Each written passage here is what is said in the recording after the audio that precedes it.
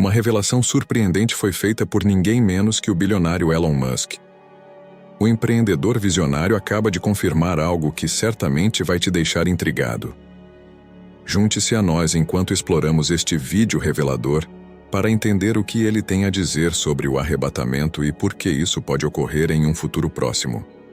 Não perca esta visão fascinante sobre o arrebatamento, uma crença cristã que envolve a ideia de que tanto os crentes vivos quanto os falecidos irão para o céu para encontrar Jesus Cristo em sua segunda vinda, também chamada de ressurreição.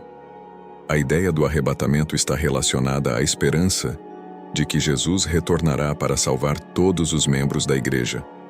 Curiosamente, a palavra arrebatamento não é encontrada no Novo Testamento. Em vez disso, sua origem remonta à primeira carta aos Tessalonicenses, na qual o apóstolo Paulo menciona que o Senhor descerá do céu e uma trombeta soará. Nesse momento, os crentes que faleceram ressuscitarão. 1 Tessalonicenses 4:16. Em seguida, os crentes que ainda estão vivos serão arrebatados ou apanhados, do latim rápio, conforme a tradução do grego original, para encontrar o Senhor nos ares. 1 Tessalonicenses 4:17. Os evangelhos de Marcos, Mateus e Lucas também falam sobre o retorno de Jesus à terra do céu, descrevendo que ele virá com grande poder e glória. Marcos 13:26. A crença no arrebatamento muitas vezes está ligada à ideia de um governo literal de 1000 anos de Jesus Cristo na terra após sua volta. Mencionado no capítulo 20 do Apocalipse, também conhecido como o Livro da Revelação. No entanto, existem diferentes interpretações sobre esse tema. Por exemplo, os amilenistas rejeitam a ideia do arrebatamento. Além disso, há opiniões divergentes sobre o momento em que o arrebatamento ocorrerá. Algumas pessoas acreditam que ele acontecerá antes de um período de tribulação na terra, mencionado em Daniel 12:1 e Mateus 24:21, antes de sua conclusão. Em contraste, outros pensam que o arrebatamento ocorrerá após esse período, sendo chamados de pós-tribulacionistas. A crença no arrebatamento às vezes está associada ao dispensacionalismo, que sustenta a ideia de que Deus faz novos acordos com seu povo em diferentes momentos. Muitos crentes no arrebatamento também se consideram dispensacionalistas. Ao longo da história cristã, houve uma variedade de escritos e ideias sobre o fim dos tempos, frequentemente referidos como literatura apocalíptica e pensamento milenarista. Esses conceitos cativaram a imaginação dos cristãos, embora tenham sido interpretados de maneiras diversas e, em alguns casos, rejeitados. No entanto, no século XVI, surgiu um movimento conhecido como o futurismo, que enfatizou que as profecias sobre o fim mencionadas nas Escrituras seriam cumpridas no futuro. Isso incluía eventos como a ascensão do Anticristo e o retorno de Cristo. Além disso, eventos históricos desempenharam um papel importante na formação dessas ideias. Por exemplo, os puritanos, ao fundarem a colônia da Baía de Massachusetts, acreditavam que estavam estabelecendo um lugar especial para a segunda vinda de Cristo. Mais tarde, durante o Grande Despertar e o Segundo Grande Despertar nos Estados Unidos, houve um aumento significativo no fervor evangélico, o que promoveu crenças relacionadas ao milênio, à nova dispensação e ao retorno iminente de Cristo. Um nome proeminente durante esse período foi o de Guilherme Miller, que previu que a segunda vinda ocorreria em 1843, o que levou à formação de igrejas adventistas. O conceito do arrebatamento continuou a existir nos séculos XIX e XX, ganhando popularidade entre alguns grupos evangélicos e fundamentalistas cristãos. Ele até se espalhou para outros movimentos religiosos, tanto cristãos quanto não cristãos. Durante a Guerra Fria, o temor da guerra nuclear aumentou o interesse em profecias relacionadas ao arrebatamento. Essa ideia também se tornou proeminente na cultura popular, especialmente à medida que o ano 2000 se aproximava, gerando excitação milenarista. Exemplos disso incluem as ilustradas faixas do evangelista Jack Chick e a série de romances e filmes Deixados para Trás, que desempenharam um papel significativo nesse contexto. Além disso, houve previsões específicas sobre datas para o arrebatamento, como as feitas pelo evangelista americano Harold Camping em 2011. Essas crenças continuaram a se espalhar no final do século XX e início do século XXI. Em uma entrevista com a revista Babylon Tesla, o cofundador e CEO bilionário Elon Musk abordou questões sobre Jesus Cristo e religião com seriedade e consideração. Quando questionado se ele havia aceitado Jesus como seu Senhor e Salvador, Elon respondeu que concorda com os princípios que Jesus defendeu. Ele destacou a grande sabedoria nos ensinamentos de Jesus e expressou sua concordância com os princípios essenciais que Cristo enfatizou, como virar a outra face em vez de buscar vingança, enfatizar o perdão e tratar os outros da maneira que gostaríamos de ser tratados. Elon expressou sua abertura para a ideia de Jesus salvando as pessoas e destacou a importância do mandamento de amar o próximo como a si mesmo. Ele afirmou com clareza: "Claro que serei salvo, por que não?" Embora ele tenha mencionado que foi batizado quando criança, também admitiu ter muitas perguntas sobre a fé em Deus e as histórias de Jesus na Bíblia.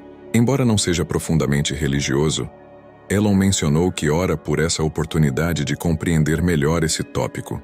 Ele acreditava que era uma conquista positiva para a humanidade, algo que o mundo inteiro poderia se alegrar.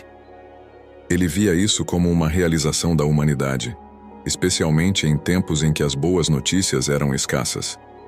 Elon esperava que essa perspectiva fosse universalmente celebrada e trouxesse alegria às pessoas, independentemente de sua localização na Terra. Qual é o propósito exato do arrebatamento no plano redentor de Deus?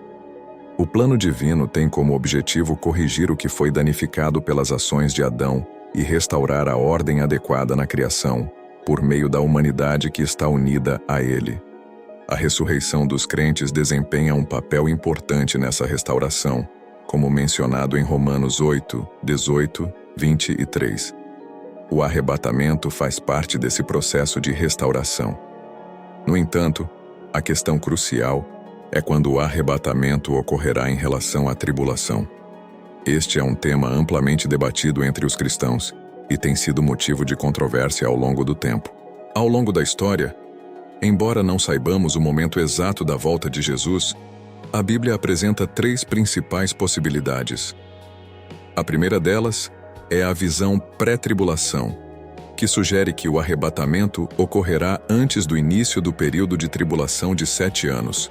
Muitos cristãos adotam essa crença porque ela implica que não precisarão enfrentar o sofrimento e as dificuldades durante esse período. Os primeiros seguidores de Cristo aguardavam ansiosamente sua volta, acreditando que isso poderia ocorrer a qualquer momento. É fundamental compreender que nenhum evento profético específico precisa ocorrer antes do arrebatamento, pois ele pode acontecer a qualquer momento. Na visão do meio da tribulação, alguns estudiosos propõem que o arrebatamento ocorra 3 anos e meio após a garantia de um tratado de paz que assegure a segurança de Israel. Os primeiros 3 anos e meio da tribulação seriam relativamente pacíficos para os crentes, de acordo com essa perspectiva, com o arrebatamento ocorrendo primeiro, seguido pelo rompimento do tratado de paz, desencadeando a ira de Deus por meio de selos, trombetas e taças. Tanto a visão pré-tribulação quanto a visão do meio da tribulação encontram apoio nas Escrituras, tornando as interpretações plausíveis. O importante é permanecer vigilante e preparado para o retorno de Jesus, independentemente do momento do arrebatamento. Agora, vamos abordar a terceira e última posição. A terceira perspectiva sobre o momento do arrebatamento é chamada de pós-tribulação. De acordo com essa visão, o arrebatamento ocorrerá simultaneamente com a segunda vinda de Cristo. No entanto, essa interpretação não é amplamente aceita devido às diferenças significativas entre o arrebatamento e a segunda vinda, incluindo o ensinamento de que, durante o arrebatamento, os crentes encontrarão o Senhor nos ares. 1 Tessalonicenses 4, 17. Por outro lado, na segunda vinda, os crentes retornarão à terra com o Senhor, como mencionado em Apocalipse 19, 14.